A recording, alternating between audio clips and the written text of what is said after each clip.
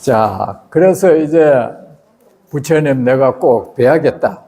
그러니까 이제 그 주위에 중림정사란 절이 있는데 그 계시니까 그럼 가보라 했고 하니까 밤에 이제 못 견뎌가지고 이제 밤에 내일을 기다릴 수 없어가지고 저녁에 이래 있는데 너무 간절한 마음에 날이 환하게 밝은 것 같던 거야. 그래가지고 막 가다 보니까 그 천신을 모시는 그 신사당이 있어요. 거기 절을 했어.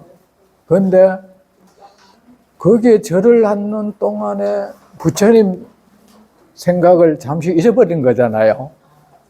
그 절을 딱 하고 나니까 다시 깜깜해져 버리는 거야. 깜깜한 밤중이 돼. 그래서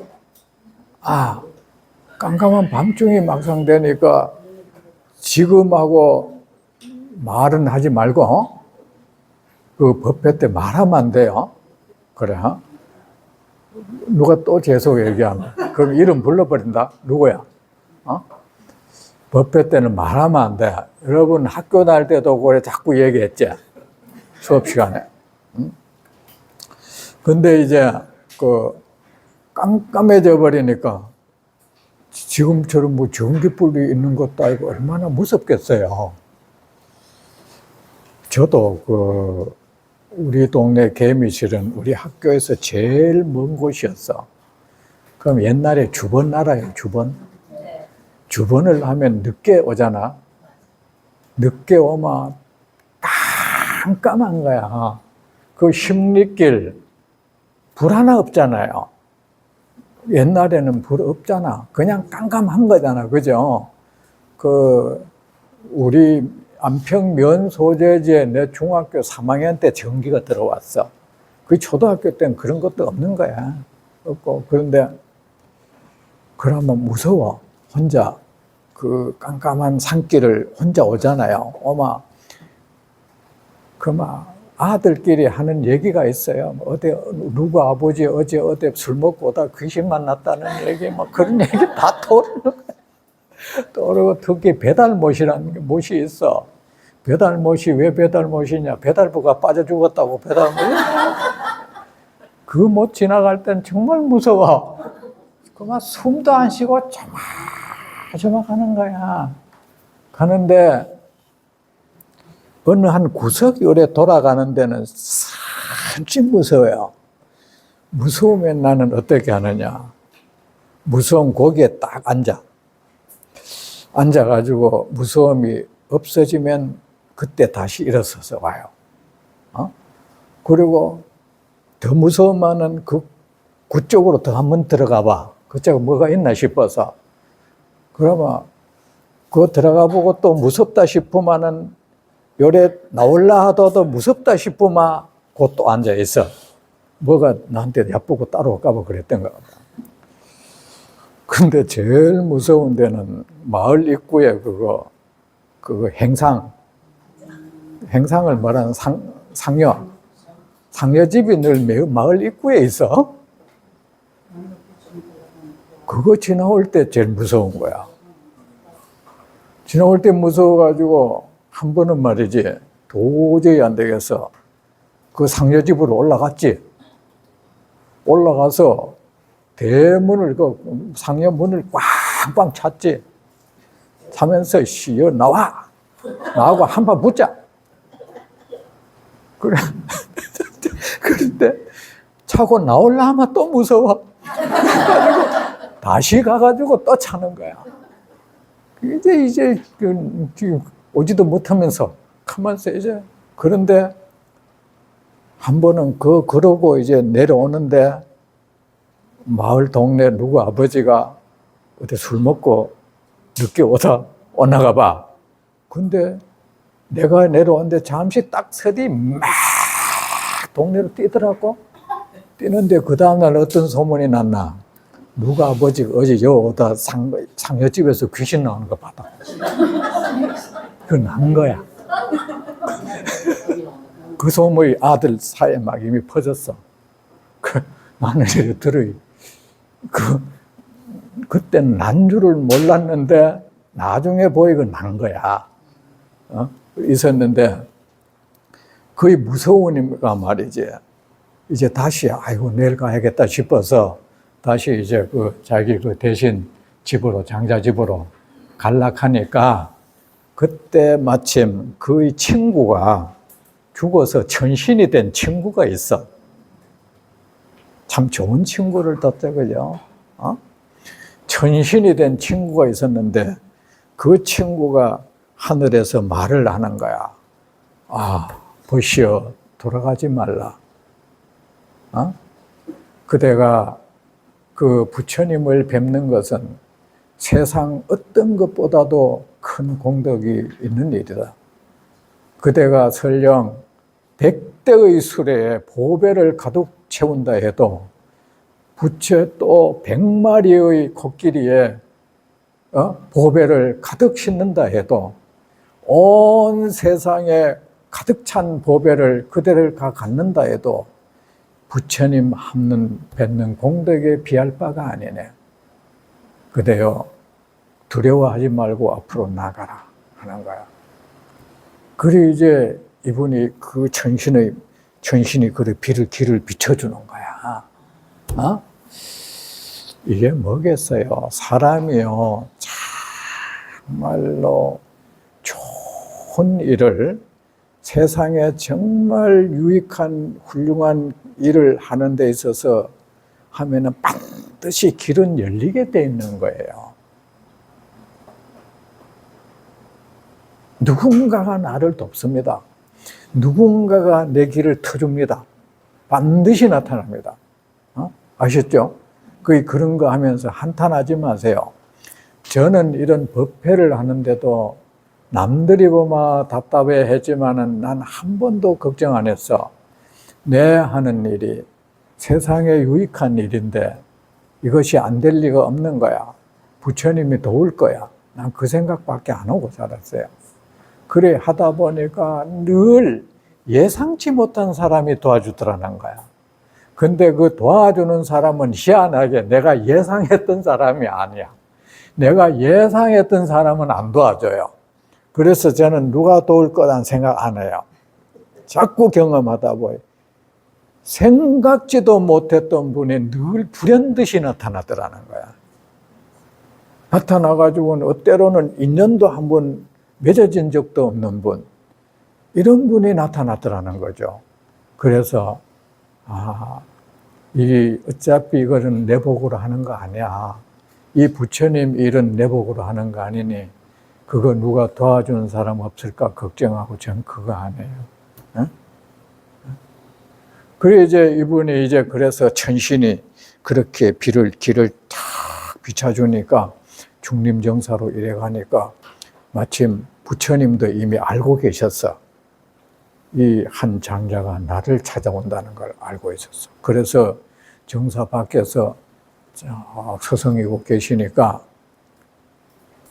딱 장자도 그분 딱 보고 바로 저분이다 싶었던 거야. 생면부지에도 보면 아는 거야. 이런 말이 있습니다. 흔히 왜 이래 공부하는 사람들이 그런 말 잘 알아. 내가 도를 깨쳤는데 네가 알아? 안 해요. 부처님이 말씀하셨어. 사자는 무짐승은 사자를 처음 보고서도 알아보고 모든 중생은 부처는 처음 봐도 알아본다 했어요. 꼭 네가 부처 돼야 알아본다 그게 아니에요. 누구니 딱 부처님이 누구나 처음 보면 딱 알아봐 본다는 거야. 강아지도 호랑이 언제 봤어? 봤지만은 보면은 딱 아는 거야. 호랑이라는 거 아는 거야. 사자도 안단 말이지. 그렇듯이 여러분 누가 내 공부 많이 했는데 못 알아본다고 한탄하지 마세요. 그런 말이 있습니다. 단지 부처 되려고 노력할지언정 누가 날 못 알아볼까 봐 걱정하지 마라 그랬습니다. 그래 딱 보니까 바로 거기서 부처님이 잘 오셨습니다. 장자여 기다리고 있었습니다 하는 거야. 야, 이 장면 참 좋죠. 그러니까 뭐 이분은 딱 보니까 가슴이 설레는 거야. 그런데 이분에 대한 뭐 예의를 어떻게 해야 될지는 모르는 거야.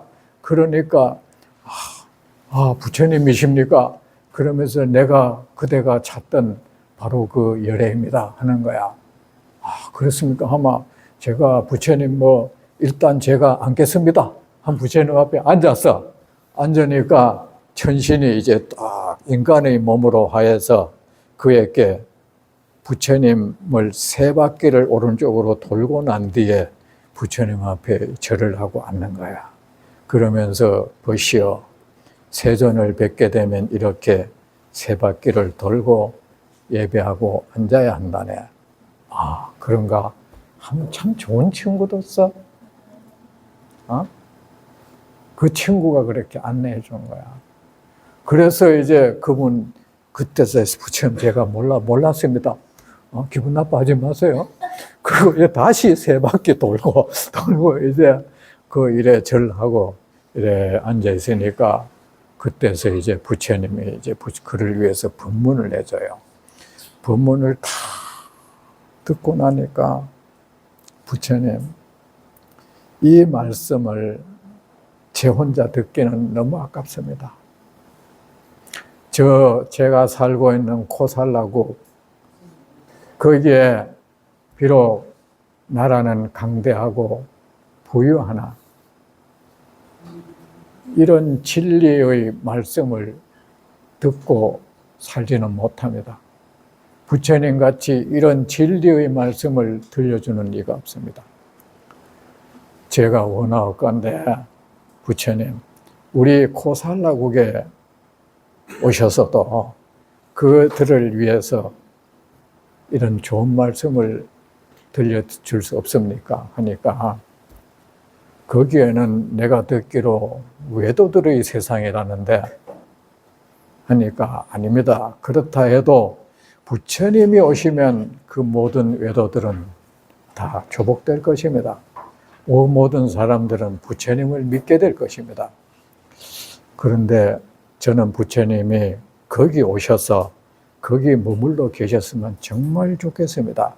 그러니까 장자여, 거기에는 가려 해도 내게는 이제 내 혼자도 아니고 나를 따르는 이 비구가 1000명이 넘네. 우리가 함께할 기거할 곳이 있어야 되네 하니까 그러면 제가 가서 그 절을 짓겠습니다. 바로 그러면은 짓는데 짓고 모시면 오시겠습니까? 그러면 내가 가겠네. 그래 부처님이 아무 대답 안 해. 가만히 있으니까 허락한 걸로 알고 그러면 부처님, 제가 이런 정사를 지은 적이 없다. 그러면 누구를 좀 감독을 하도록 좀 해달라 하니까 사리부를 내가 그대에게 같이 보내주겠네 하니까 왜 사리부리냐 하면은 그대 나라 코살로국에는 외도들이 많으니 사리부리라야 그들을 제압할 수 있다. 사리부리라면은 그들을 능히 제압할 수 있으니 그들의 방해 또한 사리불은 다 뛰어넘을 수 있다. 나의 제1제자는 사리불이다. 그래서 이제 사리불을 보내는 거야. 그러니까 이제 이 얘기 들으니 뭐 좋아요? 좋습니다. 네. 좋으면 좋다 해요. 그러니까 이제 극고독 장자가 사리불한테 사리불님, 하루에 사리불님 걸으면 어느 정도의 거리를 걸을 수 있습니까? 물어. 이거는 왜 묻노 싶은 거야. 내가 하루를 꼬박 걸으면 내가 그래도 축지법도 하고, 그래 하니까, 내가 하루에 한 100리는 걷지? 하니까, 그러면은 사리불님은 내보다 한 열흘 뒤에 출발해 오라 하는 거야. 이 사람 왜 또 열흘 뒤에 출발해 오라 하나? 그냥 그런 일이 있습니다 하는 거야. 이유가 있었어. 이분이 사리불을 얼마나 또한 내가 대접해야 된다는 거죠. 그래서 그 왕사성에서 고살라국까지는 거리가 엄청 먼 거야. 그나마 중간중간 사리불이 숙박할 곳이 필요한 거야. 그래서 사리불이 하루쯤 동도할 거리만큼 거기에 사리불이 하루 머물 수 있는 집을 짓는 거야, 이제. 참 정성대단하죠.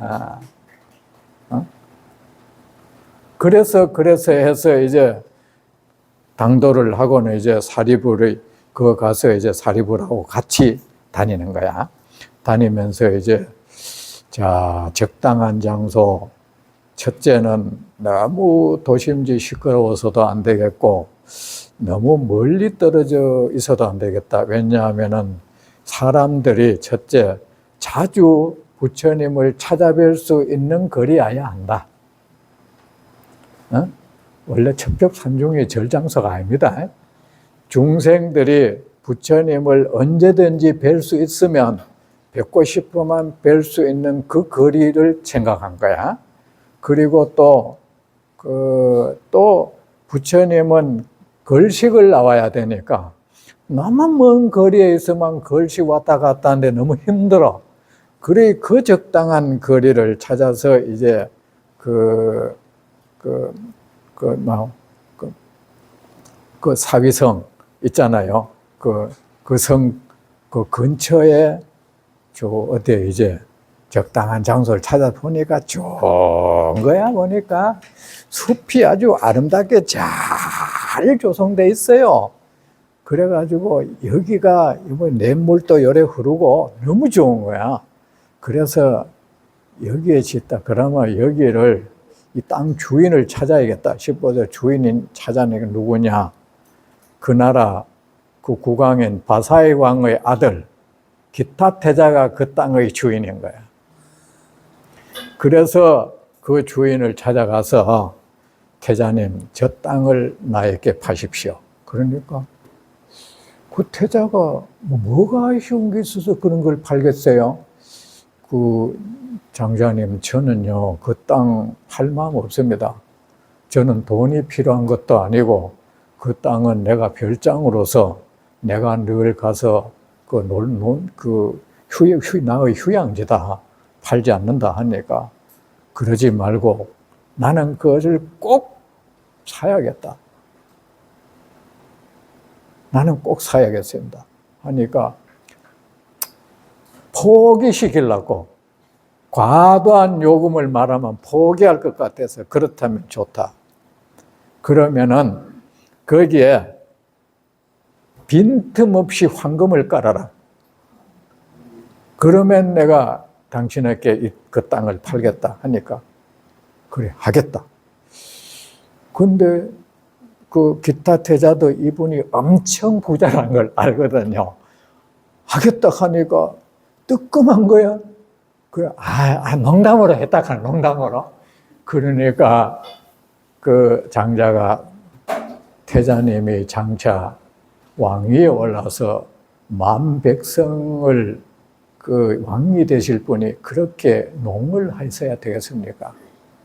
그렇게 금방 했던 말을 뒤집고 그래서야 어떤 왕이 되겠습니까? 그래도 난 안 돼요.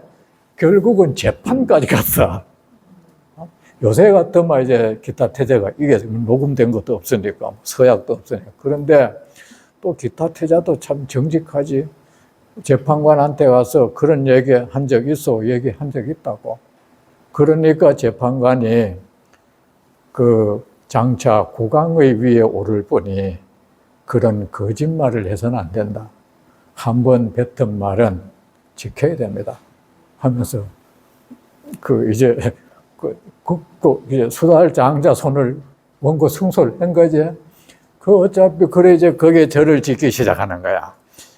이래 쫙쫙 깔아 나갔는데 어느 한 부분을 안 깔고 있는 거야. 그러니까 딱 태자가 보여. 저 사람이 이제 금이 떨어졌구나. 그러면서 이제 하는 말이 장자여, 무리할 필요가 있어. 이제 금이 없으면은 그냥 포기하시오. 하는 말이, 태자님, 내가 금이 없는 게 아니고 마지막 그 부분은 내 창고금 중에 어느 창고금을 쓸까 지금 그 생각하고 있었습니다. 그래서 그게 지어졌어요. 그걸 하나니까 거기에 이제 사리불하고 둘이가 이제 힘을 합쳐가지고 궁전을 지었어요. 궁전이란다. 사원을 지었어. 뭐 또 따라가노? 떠나가 있겠냐? 어? 그래 이제 그 짓고 나니까 이제 부처님을 이제 모셔야 될 거 아닙니까? 그래 이제 거 가서 그 뭐 불교를 승인할 거냐 안 할 거냐의 문제인 거야. 그때 이제 그 바사의 왕은 부처님 모르는, 그러니까 불교 모르고 외도를 믿고 있는 그 이제 다른 이교도였어요. 그러니까 그 이제 국왕을 설득해서 불교를 믿게 할 요량으로 이제 그러면 자기 대신이잖아요. 그 수달 장자가 가만히 소문 들어야죠. 뭐 자기 태자가 태자 땅까지 팔아가지고 그 태자란 놈은 또 뭐 저기 이제 그 지 이름까지 붙이자고 저기까지 이름 짓고 좀 어찌 된 거야 싶은 거야. 그러니까 이제 그 장자를 불러다가 자기 신하니까 도대체 부처님이 어떤 거예요? 그러니까 막 부처님에 대해서 얘기를 쫙 해주니까 당신 말 듣고 내 모르겠어. 봐야겠어 하니까 그렇다면 여기 부처님 제 수제자 그 사리불이 와 계신데 그분을 좀 만나볼랍니까? 하니까 그만 한번 불러봐라. 초청해서 사리불 얘기를 들으니까 보통이 아니야. 그런데 못 믿겠어요. 포기 못 하겠어. 그래가지고 그렇다면 내가 점검할 게 있다. 내가 믿는 여기에 6명의 유명한 스승들이 있다. 이들의 신통력은 가히 정말 누구도 따를 수 없는데 그대가 그렇다면 그들보다 신통력이 뛰어나다는 걸 내게 증명하라. 그렇다면 내가 부처님을 내가 인정하겠다 하니까 좋다 하고 이제 둘이 그 6대1의 싸움을 벌이는 거야. 6대1. 그죠? 그 당시 유명한 6명의 외도 스승들이 있어서 스승들하고 한 사람하고 이제 말하자면 도술 내기를 한 거죠. 그런데 그들이 사리불한테 아예 적수가 안 되는 거야.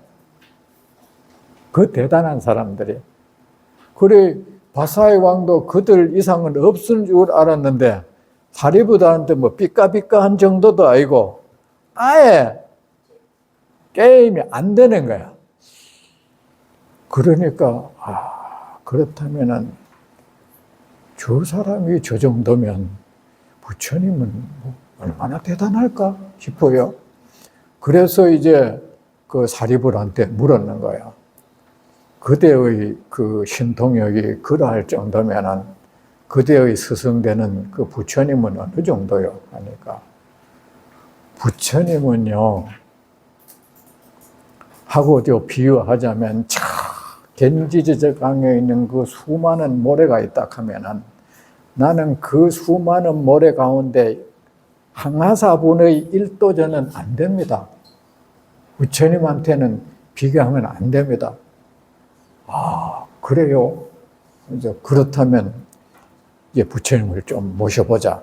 그 이전에 왜냐하면은 이들은 이제 부처님을 국가 차원에서 한번 모시도록 하고 싶었던 거야. 그래서 이제 국왕을 일단 그래 했는데 국왕이 가서 좀 마중나가게 하고 그것도 일종의 외교력이야. 외교력. 그죠? 국왕이 가서 마중나가도록 하고 싶었던 거야. 부처님이 처음 이제 그 고살라국에 오는데 그래야 포교가 용이할 거 아닙니까?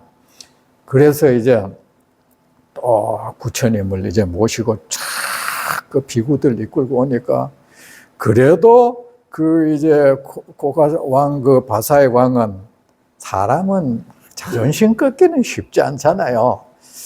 그래도 쉽게 그래 인정하고 싶진 않은 거야. 막상 만나보니 지하고 새파랗게 젊은 사람인 거야. 뭐 대단한 줄 알았는데, 그래가지고 자기가 이때까지 모시던 그 외도 스승들은 전부 소림사 영화보면 근데 소림사 영화는 수염이 왜 전부 이렇지? 하나같이 수염이 이래요. 근데 이제 눈썹이, 그죠? 근데 그 부처님이라는 분 왔는 거 보이 아주 새파랗게 젊은 사람인 거야. 그렇게 유명하지도 않고, 그래가지고 물었어요. 당신이 뭐 부처님이라고 하는데, 제가 볼 때는 당신은 아직 젊다. 너무 젊지 않느냐. 그리고 당신은 출가한 지도 아직 내가 알기로 얼마 안 된 걸로 알고 있다. 그렇죠? 그죠? 그리고 그때의 명성은 아직 보잘것없지 않느냐. 근데 내가 어찌 당신에게 귀를 할 수 있겠나? 이랬어요. 아주 노골적으로 얘기를 하는 거야. 그러니까 부처님이 법문에 대왕이여, 세상에는 작거나 어리답고 가벼이 봐서는 안 되는 4가지 존재가 있습니다. 첫째는 그 왕족입니다. 왕족은 장차 왕이 될 신분이기 때문에 그가 작거나 어리다고 업신여기면 장차 재앙을 당한다. 그리고 2번째, 작거나 어리다고 얕볼 수 없는 존재가 바로 독사다. 독사는 작거나 어리다고 했다 그에 물리면은 목숨을 잃는다. 그리고 3번째는 불이다. 그 불이 아무리 불씨가 작다고 소홀히 여겼다는 온 산천을 다 태우고 생명을 다 잃는다. 그리고 작거나 어리다고 업신여길 수 없는 네 번째 존재는 바로 비구입니다. 왜냐? 출가한 비구는 장차 수행을 해서 만중생의 스승이 될 뿐이기 때문입니다. 거의 비구 여러분, 스님들을 나이가 젊니 적으니 이러면 안 돼요. 아셨죠? 옛날에 그런 분이 있어서 그 젊은 스님이 뭐 절 받으면 젊은 늙거나 비구는 비구예요. 그나마 왕도 뭐 나이가 많고 적고 간에 예법이 다른가요? 아니잖아요. 옛날에 김천에 말입니다. 어떤 제가 법사가 뭐 이래 법사들이 좀 이렇게 교만한 사람이 많아. 법사들이 보면은 그 스님들에 대해서 뭐 불만 많은 사람 많아. 왜냐? 나도 지보다 뭐 못할 거 없는데 저들이 나보다 존경 더 받는 게 못 받아간 거야. 그런데 이들이 신도들한테 걸핏하고 하는 말이 있다. 젊은 스님들한테 삼배할 필요 없다. 젊은 스님들이 법상에 올라가면 안 된다. 근데 어느 날 그때 내가 나이가 한 30살쯤 됐어요. 그분은 한 50살쯤 됐어. 한 번은 나한테 그러는 거야. 그래가 저한테 스님, 젊은 스님들이 저는 3배 받는 거 스님 어떻게 생각하십니까? 그게 뭐 마땅합니까? 하면서 안 그래도 내가 법사님이 그런 얘기 한다는 걸 내게 많이 들었습니다. 법사님, 그러면은 저 법당에 있는 부처님도 그 조성연대 알아야 됩니까? 신라시대에 조성된 데는 절 더 많이 하고, 조선시대에 조성된 건 좀 더 적게 하고, 근래에 조성된 불상엔 절 조금 적게 하고, 어제 아래 생긴 건 절대 하지 말아야겠네요. 그래야 됩니다. 그러니까 제가 잘못 알았습니다. 하대. 여러분 그 스님들을 상대로 그러면 안 돼요. 그래 해서 이제 바사의 왕이 부처님한테 귀의를 하게 되었습니다. 그렇게 해서 이제 절이 그렇게 생겨났어요. 그러니까 그 극고독 장자는 결국은 그 바사이 광도 부처님께 귀하도록 했고, 그 국가에 그 이제 고살라국에 이제 불교가 왕성하도록 그 첫 주춧돌, 말하자면 첫 선교사야. 선교사의 대단한 분이에요. 그 거점이 바로 기원정사였습니다. 기원정사. 기원정사에서 훌륭한 비구 1250분과 함께 계셨습니다. 이분들이 지금 부처님이 여러분과 계셔서 여러분은 살아가면서 여러분 요새 커피 많이 마시죠? 그죠? 여러분은 어떤 커피가 제일 좋은 커피입니까?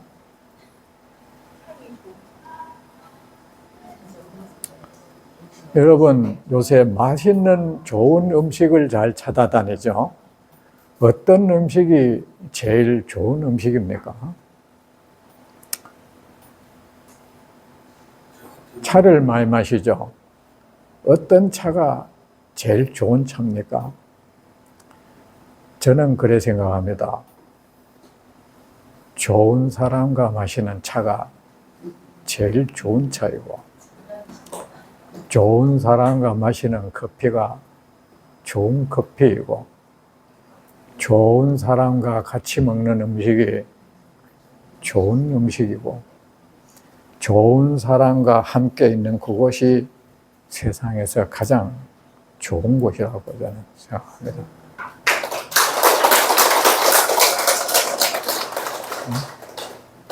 참으로 내 삶에 빛이 되어줄 수 있는 분,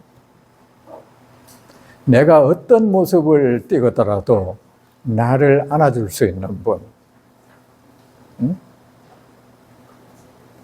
그분과 그리고 나에 대해서 어떠한 분별심도 갖지 않는 분, 나에 대해서 어떠한 이해득실의 개념도 가지지 않는 분, 오직 나를 사랑하고 안아줄 뿐인 분, 그리고 내 삶을 빛나게 해줄 수 있는 분, 내 앞길을 흔히 비춰줄 수 있는 분, 그분과 함께 머문다는 것, 여러분, 그보다 세상에 더한 행운이 있습니까? 여러분 어떻습니까? 그분이 바로 부처님 아닙니까?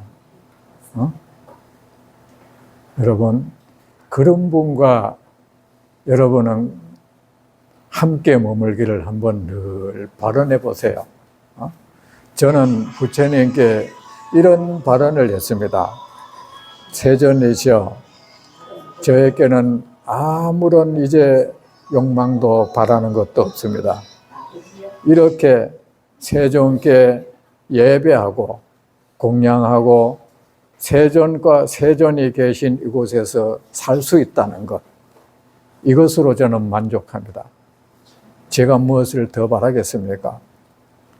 단 한 찰나라도 세존과 함께 머물 수 있다는 것, 저는 이걸로 충분합니다. 세존이시여, 세세생생 저와 함께 머물러 주기를 전 바라지 않습니다. 왜냐하면 그것은 욕심이니까요. 욕심 부리지 않겠습니다. 저는 부처님께 그런 발언을 늘 해요. 그런데 무엇이 함께 머무는 겁니까, 여러분? 부처님이 말씀했습니다. 어떤 비구는 늘 내가 있는 정사에 함께 있으면서도 그는 나와 함께 있지 않고, 어떤 비구는 1년가도 나와 한번 만나기 어려워도 그는 늘 나와 함께 있을 수도 있다. 늘 나를, 내 가르침을 가슴에 명심하고 사는 사람, 나의 가르침에 귀 기울이는 사람, 그가 참으로 나와 함께 있는 사람이고 그는 나와 함께 있는 공덕을 누릴 것이다. 무엇이 부처님과 함께 있는 것인지 여러분 알겠습니까? 사람과 우리가 요새 왜 가족 간에 살면서도 외롭다, 군중 속에서도 자꾸 외롭다 그러잖아요. 옆에 누가 있고 없고가 문제가 아니야, 이거. 그 왜 그렇습니까? 그의 호흡을 못 느끼는 거야. 그의 체온을 못 느끼는 거야. 함께 있는 사람과 호흡이 서로 어긋나고, 맥박이 서로 어긋나고, 체온을 나누지 못하는 거야. 그거는 뭡니까? 떨어져 있는 거죠. 함께 있지 않는 거죠. 그렇다면은, 그렇게 함께 있지 못하는 사람과 한 공간에 있다는 것은 고통이야, 이거. 그죠? 그건 고통인 거야, 이거. 여러분은 함께 있는 사람에게, 이 사람이, 옆에 있는 사람이 나와 함께 있는 것을 정말 행복으로 여길까? 이런 생각 한번 해보세요.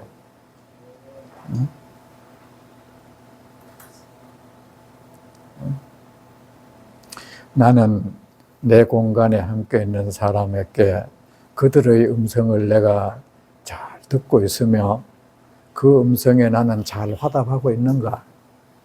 메아리가 누가 소리를 지으면 메아리가 울리듯이 내가 내 공간에 같이 있는 이 사람들, 자녀도 좋고 배우자도 좋고 부모도 좋고 그 어떤 이도 좋지만은 내가 교사가 하고 있다면 그 학생들, 그들이 내게 해주는 말에 내가 잘 듣고 있는가? 그 눈빛이 내게 건네주는 말, 그걸 내가 듣고 있는가? 그리고 그들의 체온과 내가 하나가 되어 있는가? 그들의 호흡과 조화를 이루고 있는지, 그들의 호흡 소리, 맥박 소리를 내가 듣고 있는지, 손에 쥐어진 계획표를 손에 놓아라고. 프로그램 표를 손에서 놓아야 돼요. 거기서부터 뭔가 열리기 시작할 거예요. 그래 하고 싶어도 뭐 내가 이래 안 하면 저러면 안 돼. 그 생각하지 말고. 아셨죠? 그래, 우리는 남에게 요구하지 말고 나와 함께 있는 이 사람이 나와 함께 있는 것이 행복이 될 수 있도록 한번 살아보세요. 나 싫어한다고 나한테 대해서 뭐 한다고 자꾸 그러지 말고 내가 먼저 해야 될 거 아닙니까? 어느 날이었습니다. 그분과 함께 계셨습니다. 그분이 이제 부처님이 이제 여러분과 함께 있는 거야. 아셨죠? 부처님과 함께 계시는 분은 함께 하는 방법은 첫째, 이분을 천상천하에서 이분만큼 내게 소중한 분은 없다는 생각이 있어야 돼요. 남 밥에 그 콩이 굵어 보이면 안 돼요.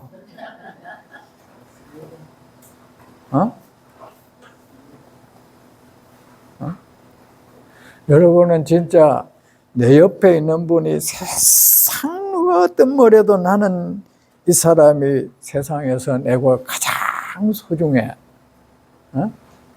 이게 있어야 돼요, 첫째. 세상에 이 부처님 한 분만이 내가 공경할 뿐인 거야. 오직 세상에서 내가 받들 수 있는 오직 한 분이란 이 생각이 있어야 되고, 이분만이 나를 인도해 줄 수가 있고, 이분은 진실로 나와 그 에너지 파장을 함께 해준 분이야. 아셨죠? 늘 그의 가르침에 귀를 기울이고, 그것만 있다면 그분과 함께하고 함께 있는 공덕을 누릴 수 있는 겁니다. 제가 대성사 그 주지를 할 때 축원을 안 해줬어요. 이름 안 불러줬어요. 그 이름 불러준다고 되는 거 아니잖아요. 되는 거 아니고, 뭐 주소 뭐 불러주고, 뭐 무슨 생하고, 그거 참 유치하잖아. 그죠? 무슨 뭐 아파트 몇 호 뭐 있잖아. 몇 호 뭐 무슨 생, 장남, 뭐, 그죠? 호래비는 호래비라고 해야 되나 또? 그 이제 자녀 계사고 그런 것들이 참 너무 유치하다 싶어. 내 생각에 교회는 이래 안 할 것 같아요. 아직도 이름을 하나하나 불러주고 이거 절에서 진짜 내가 이래 진짜 신임들은 자기 절에 신도 수준 낮다 한데 수준 떨어뜨리는 거는 중들이야. 유치하게 만들고, 응? 그래 신도들은 그 중독대가 말이야 오직 거기만 신경 쓰고 앉는 거야. 어떤 신도는 막 저기다 자기 이름 딱 불리면 막 나가. 계산 끝. 이런 끝나버려서 그런 분 있어 없습니까? 있죠. 여러분 가운데 혹시 그렇게 한 분이 있습니까? 없습니까? 내 이름 불러줬어. 끝났어. 나가. 이제. 자, 그런데 여러분, 저는 그래서 축원 안 했습니다. 축원 안 하고 전체적으로 이 부처님이셔 이들을 보살펴 달라. 이런 법문만 이런 것만 하고 법문을 했어.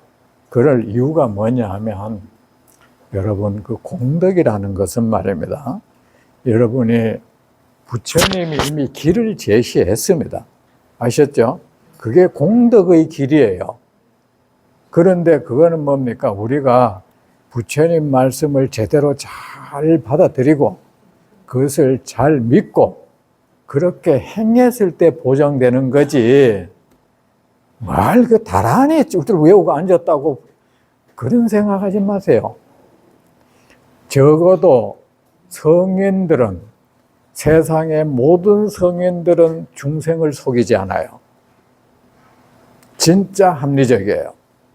속이지 않은데 유감스럽게도 그 성인들의 모시고 그 성인들의 가르침을 가르치는 전당구시는 종교기관, 교회, 성당 있잖아. 절 이런 데는 사람 속이는 것을 업으로 삼는데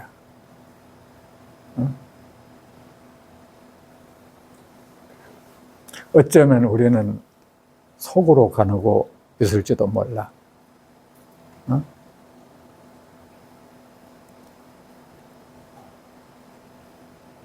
그리고 자기가 속는 줄도 몰라. 부처님 그래 안 가르쳤는데 예수가 그래 가르쳐주지도 않았는데 이들은 그들을 이름을 빙자해서 마치 자기가 뭐 어찌하면은 비법이라도 있느냐 그래 하면은 그 복덕이니 이런 것이 불쑥 생겨날 것이라는 그런 어떤 환상적인 생각을 갖게 만들고 제일 세상을 소상 사람들을 기만하고 사는 곳이 종교인이 아닐까 나 그 생각 정말 많이 해요. 그리고 책임 못 질 말을 막 해요. 책임 못 질 말을 속이고 책임 못 질 소리 있잖아요.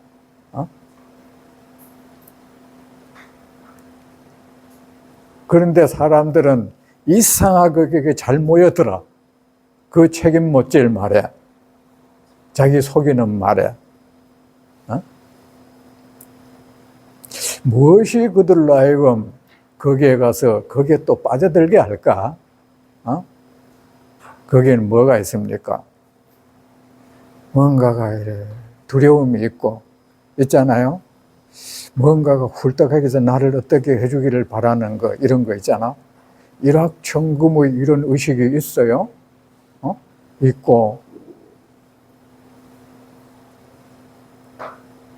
그래 종교를 믿으면 사람이 지혜로워지는데 오히려 자꾸 무지몽매해져가 황당해져가 아주 이치에서 어긋나는 그런 사고방식을 갖게 돼요.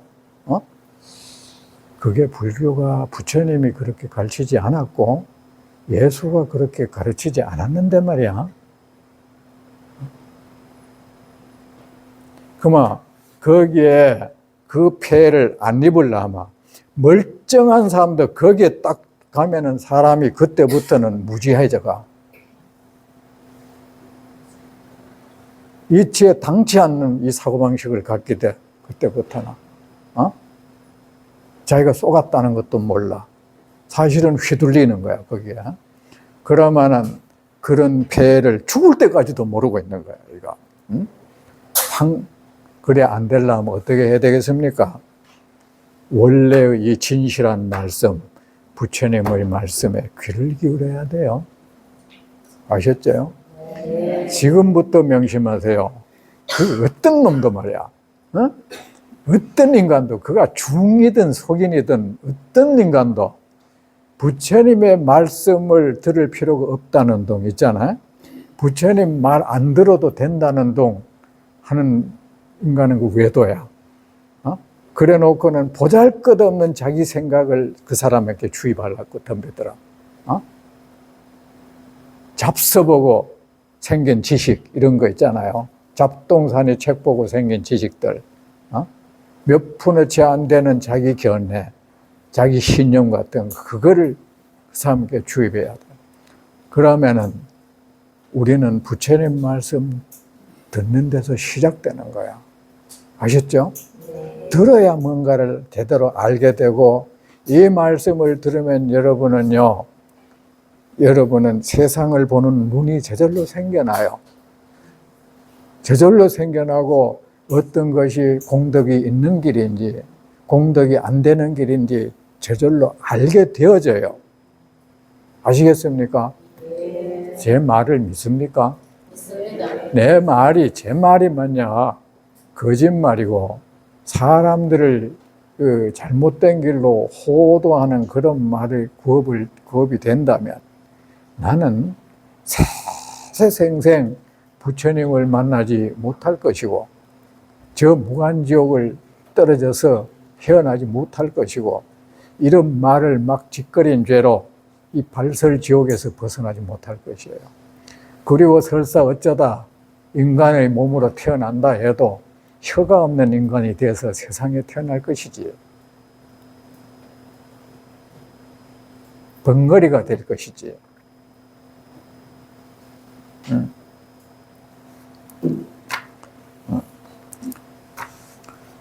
그리 부처님과 함께 머물도록 하세요.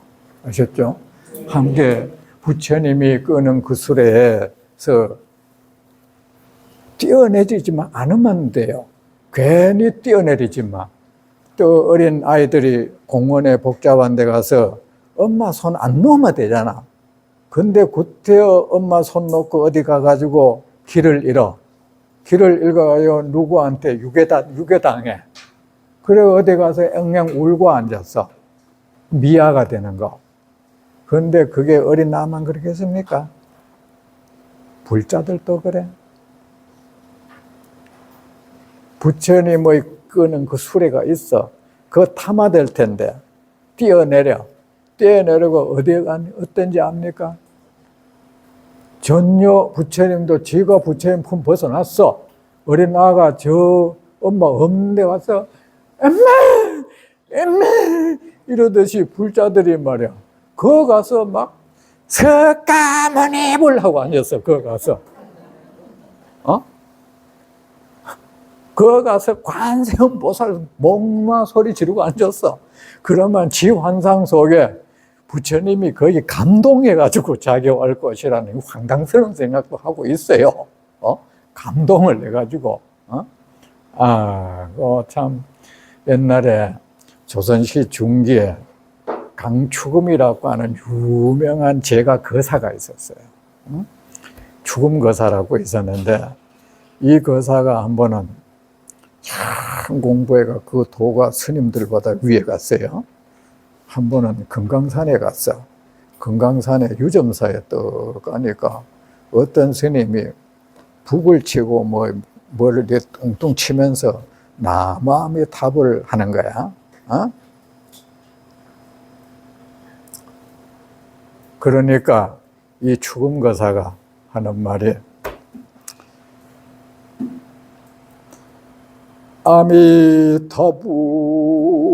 아미타불이 귀먹지 않았는데 소리 아미타불 어쩌라 말인가. 눈 내리는 빈산 인적 없는 곳에서 호련히 상봉하면 그대 자신인 것을 나무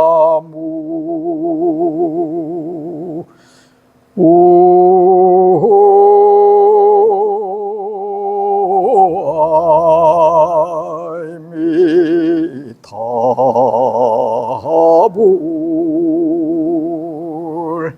자, 어느 날이었습니다. 세종께서는 음식을 얻으러 나가실 때가 되어 옷을 갖춰 입으시고 그릇을 가지고 사위성에 들어가셨습니다. 그때는 이제 부처님이 걸식을 할 때입니다. 가니면서 밥 얻어 먹을 때요. 집집을 차례로 돌면서 음식을 얻으신 세종께서는 본래의 처소로 돌아가셔서 식사를 하셨습니다. 자, 여러분, 이제 음식 얘기가 나왔는데 요새 왜 사찰 음식 말을 많이 하잖아. 근데 사실은 아무 실체가 없는 거야, 그죠? 뭐 스님들 얻어먹었는데 무슨 사찰 음식이 있겠어? 그죠? 그리고요, 요 집집을 차례로 돈다는 말이 있잖아. 이게 뭐냐면 이제 공양을 받을 때도 차별하지 말라는 거야. 이제 부처님 때 두 사람이 있었습니다. 사리불은 부잣집만 찾아다니는 거야. 그리고 또 가섭존자, 가섭존자는 또 가난한 집만 찾아다니는 거예요. 근데 거기 또 이유가 있는 거예요. 사리불은 부잣집만 찾아다니는 이유가 가난한 사람한테 가면 그들이 너무 참 힘쓰인다. 없는 집에 가서 자꾸 이제 공양 얻으면 그 사람들한테 그것도 배 끼친다. 그래서 안 간 것이고, 또 불순한 게 뭐가 있어서 그런 게 아니고, 요새 사람들처럼 뭐 부사 상대한 그런 거하고는 다르고요. 또 가섭존자는 가난한 집에 가서 공양을 해야 그들이 복을 짓게 해야 장차 또 그런 가난에서 벗어나게 할 수 있다. 이 세관계에서 이제 가난한 집만 찾아다녔습니다. 말하자면 여기서 뭐 진보 보수가 갈리겠다. 근데 요새 진보 보수는 정말 저열해. 저열하다고. 그건 진보도 아니고 보수도 아니야. 그냥 저열한 거야. 어? 여러분 가운데 뭐 내가 보수다. 보수가 뭔지 압니까? 진보가 뭔지 다 압니까? 모르면서 자꾸 내가 진보다 보수다 하는 거야. 근데 이제 그 저열한 존재들이야. 정치꾼들 요새 진보 보수 논하는 전부 그 저급한 존재들이에요. 아주 추악하고 그래요. 겉으로는 말이지 세상의 부정을 얘기하면서 뒤에서는 그 권력 이용해서 추악스럽게 재물을 쌓아모으고 있어. 그러면서 맨날 서민 위한다 그러고. 그래. 근데 이제 그게 소문이 났어. 그 신도들이 이제 사람 비구 그러자면은 그 둘이가 굉장히 대단한 조저니까 비구들도 또 갈리겠지 또, 그죠? 그러니까 이제 말썽이 된단 말입니다. 비구들이 말이지 신도들 차별한다고. 그러니까 안 되겠다 싶어서 부처님이 이제 비구들을 모아놓고 앞으로는 차례대로 찾아가라. 부자든 가난하든 차례대로 찾아가서 그 집에 가서 한 숟가락만 얻어와라. 한 숟가락만 얻게 돼 있어요. 한 숟가락씩 6집, 7집만 찾아가도록 돼 있어. 근데 이 공양 원칙이 있습니다. 그게 뭐 차별하지 말고 7집을 찾아가서 한 숟가락 이상은 못 얻게 돼 있어요. 못 얻게 돼 있고 또 그 설사 흉년이 든다. 어느 집에 가면 뭐 내가 주기 싫어서 안 줬던, 집이 없어서 안 줬던, 그렇다고 그러면은 그렇다고 못 얻었다고 다른 집 돌면 안 돼. 왜? 그 사람이 그대에게 공양을 못 한다는 것은 그도 굶고 있어. 그럼 너도 굶어. 세상이 굶는데 네가 안 굶을라 했어? 이게 이제 부처님이에요. 그래서 6집만 돌고 7집만 돌고 이제 그렇게 못하게 했습니다. 그래서 그 집집을 차례로 돌면서 음식을 딱 얻고는 이제 기원정서로 돌아가셨다. 오늘은 여기까지 하겠습니다.